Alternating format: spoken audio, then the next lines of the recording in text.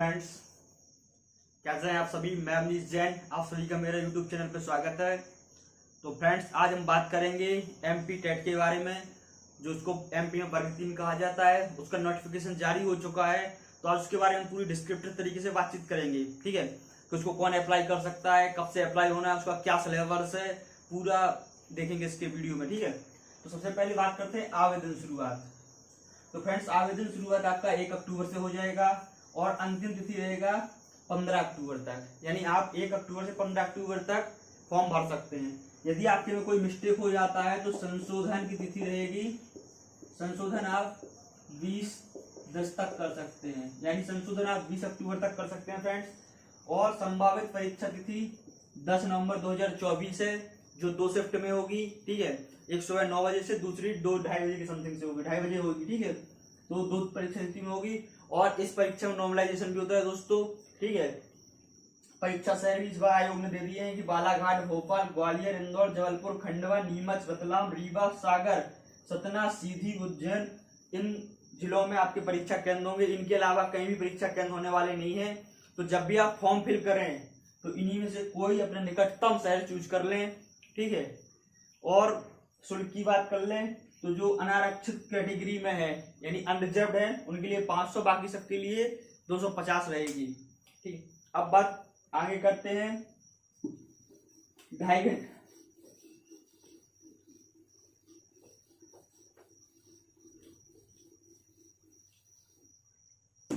दोस्तों, कुल प्रश्न कितने होंगे? कुल प्रश्न 150 होंगे। ठीक है, आपको समय मिलेगा 2 घंटा 30 मिनट। 2.5 घंटे मतलब आपको पूरा टाइम मिलेगा पेपर का। अगर आपसे कहीं निगेटिव मार्किंग होगी नहीं, यानी आपकी निगेटिव मार्किंग नहीं होने वाली है। ठीक है, आपको जितने क्वेश्चन के आंसर दोगे आपको सारे नंबर मिलेंगे। अगर गलत होगा तो कोई मार्क्स कटने वाला नहीं है। ठीक है, अब क्या कहते हैं, सिलेबस की बात कर लेते हैं। तो सबसे पहले आएगा शिक्षा शास्त्र, शिक्षा शास्त्र और बाल विकास। ये आएगा आपका 30 नंबर का। फिर आएगी भाषा फर्स्ट, ये भी आपकी 30 नंबर की रहेगी दोस्तों। भाषा सेकंड, ये भी 30 नंबर की रहेगी।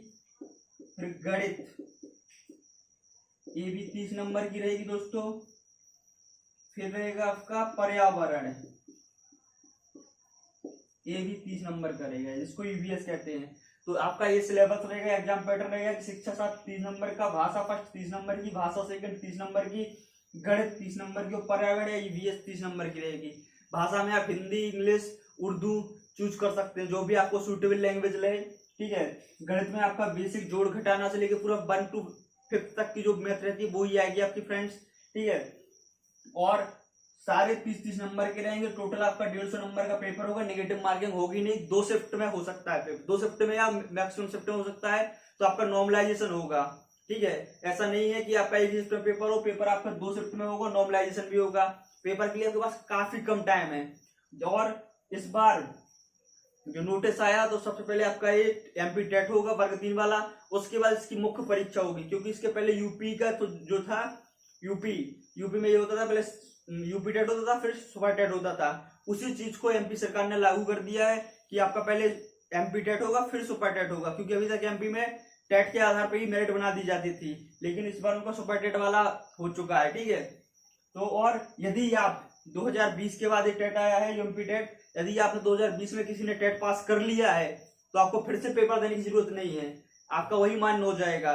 ठीक है, और अगर आपका सी टेट है तो भी आपका चल जाएगा, आप सुपर टेट में बैठने के लिए विजिबल रहेंगे। ठीक है, यदि आपका सी टेट है तो आपको कोई दिक्कत नहीं है, और या आपने 2020 में पास कर लिया है एमपी टेट तो भी दिक्कत नहीं है। जो नए हैं, नए स्टूडेंट्स हैं, इनका भी बीएड, हाँ एक बात बीएड वालों के लिए, बीएड वाले इसमें अप्लाई नहीं कर सकते। अब पहले एक बार देख लें कि इसमें योग्यताएं क्या हैं।